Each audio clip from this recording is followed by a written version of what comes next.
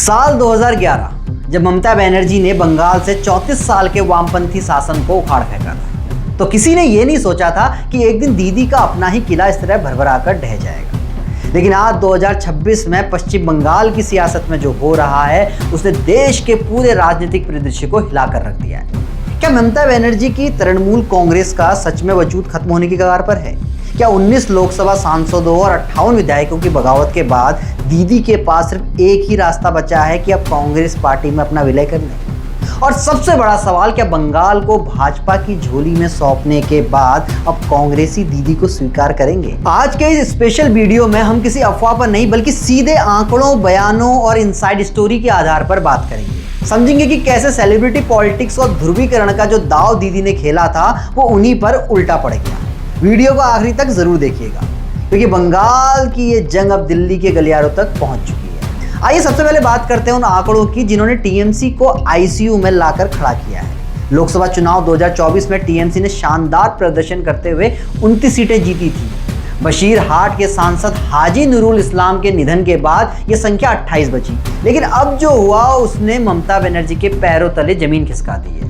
तस्वीर साफ हो चुकी है कि टीएमसी के कुल 28 लोकसभा सांसदों में से 19 सांसदों ने बगावत का झंडा बुलंद कर दिया है और इसी बागी गुट की कमान संभाली है टीएमसी की वरिष्ठ नेता काकोली घोष दस्तीदार ने। इन 19 बागी सांसदों ने लोकसभा अध्यक्ष ओम बिरला को पत्र लिखकर एक अलग गुट के रूप में मान्यता देने की मांग की है। दल बदल विरोधी कानून से बचने के लिए 2/3 बहुमत की जरूरत होती है और 28 से 19 का आंकड़ा इस शर्त को पूरा करता है। ये बागी सांसद सीधे भाजपा में शामिल नहीं हो रहे हैं बल्कि एनडीए को बाहर से समर्थन देकर अपना अलग अस्तित्व बना रहे हैं। इसके कारण संसद में मोदी सरकार का आंकड़ा 300 के पार जा चुका है। और झटका सिर्फ लोकसभा में नहीं लगा है, राज्यसभा में भी टीएमसी के बड़े स्तंभों ने साथ छोड़ दिया है। सुखेंदु शेखर रॉय दिग्गज नेता का इस्तीफा, सुष्मिता देव ममता की बेहद करीबी, उन्होंने भी इस्तीफा दे दिया है। प्रकाश चिकबड़ाई राज्यसभा सदस्यता और पार्टी दोनों से इस्तीफा दे दिया है। इसके बाद राज्यसभा में टीएमसी महज 10 सांसदों पर सिमट कर रह गई है। वहीं विधानसभा की बात करें तो माकपा से आए पूर्व एसएफआई नेता ऋतव्रत ने 58 विधायकों के साथ बगावत कर दी है और वे अब विधानसभा में विपक्ष के नेता बन बैठे हैं। अब सवाल ये उठता है कि ये नौबत आई क्यों? इसके पीछे ममता बनर्जी की वो रणनीति है जिसकी शुरुआत 2011 में की थी। माकपा के कैडर बेस राजनीति को हराने के लिए दीदी ने बंगाल की राजनीति में नॉन सीरियस और नॉन पॉलिटिकल चेहरों की एंट्री कराई। फिल्म स्टार, सिंगर्स और क्रिकेटर्स को टिकट बांटे गए।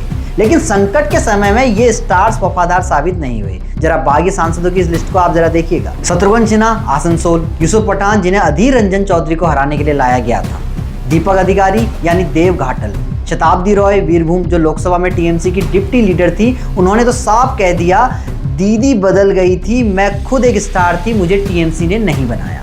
रचना बनर्जी, जून मालिया और सयोनी घोष। विशेष रूप से बात करें सयोनी घोष की जो इस चुनाव में टीएमसी की सुपरस्टार प्रचारक थी। संसद में बेहद मुखर रहने वाली सयोनी हर जनसभा में एक सूफी गीत गा रही थी, दिल में काबा और आंखों में मदीना।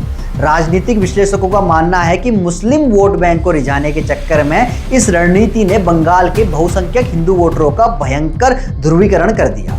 अब कयास ये भी लगाए जा रहे हैं कि क्या ये भी भाजपा के केसर या अश्वमेध की कोई सोची समझी योजना थी? क्या सयोनी के इस दांव से हिंदू वोटों का ऐसा ध्रुवीकरण हुआ जिसने न सिर्फ तख्ता पलट किया बल्कि पूरी टीएमसी को ही खत्म कर दिया? क्योंकि बगावत की स्क्रिप्ट उसी दिन लिखी गई जब ये बागी सांसद बीजेपी नेता और केंद्रीय मंत्री भूपेंद्र यादव के घर पर मिले थे।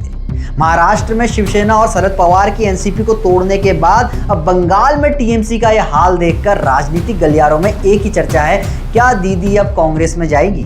विपक्ष के नेता खुलेआम आरोप लगा रहे हैं कि ममता बनर्जी शुरू से ही भाजपा की एजेंट की तरह काम कर रही थी। उन्होंने पहले बंगाल से वामपंथ और कांग्रेस का सफाया किया, इंडिया गठबंधन से दूरियां बनाई और अब पूरा बंगाल भाजपा को सौंपकर खुद को बचाने के लिए सोनिया गांधी के दरबार में पहुंच गई है।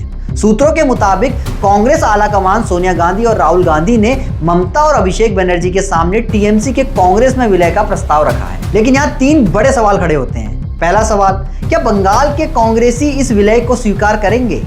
अधीर रंजन चौधरी जैसे नेता जिन्हें हराने के लिए ममता ने यूसुफ पठान को मैदान में उतारा था, क्या वे दीदी के साथ एक मंच पर काम करने को तैयार होंगे? बिल्कुल नहीं। बंगाल कांग्रेस के जमीनी कार्यकर्ता सालों से टीएमसी के अत्याचारों के खिलाफ लड़ रहे थे। दूसरा सवाल, क्या विलय से कांग्रेस में बगावत होगी? अगर कांग्रेस का केंद्रीय नेतृत्व ममता बनर्जी को पार्टी में शामिल करता है और उन्हें कोई बड़ा पद देता है तो बंगाल कांग्रेस के भीतर एक बड़ी बगावत तय है। कई स्थानीय कांग्रेसी नेता या तो राजनीति से संन्यास ले लेंगे या सीधे भाजपा का दामन थाम लेंगे। तीसरा सवाल, क्या इससे भाजपा और मजबूत होगी?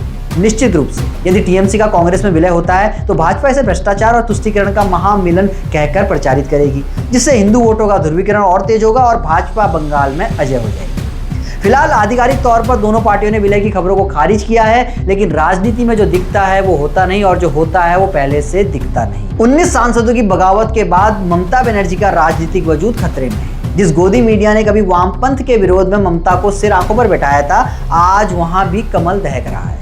क्या ममता बनर्जी अपनी पार्टी का विलय कांग्रेस में करके खुद को बचा पाएंगी या फिर बंगाल में टीएमसी का अध्याय हमेशा के लिए बंद हो चुका है? आप इस पूरे राजनीतिक ड्रामे पर क्या सोचते हैं? क्या यूसुफ पठान, सयोनी घोष और शताब्दी रॉय जैसे सितारों ने दीदी के साथ धोखा किया या दीदी की अपनी नीतियों ने उन्हें इस मोड़ पर लाकर खड़ा किया?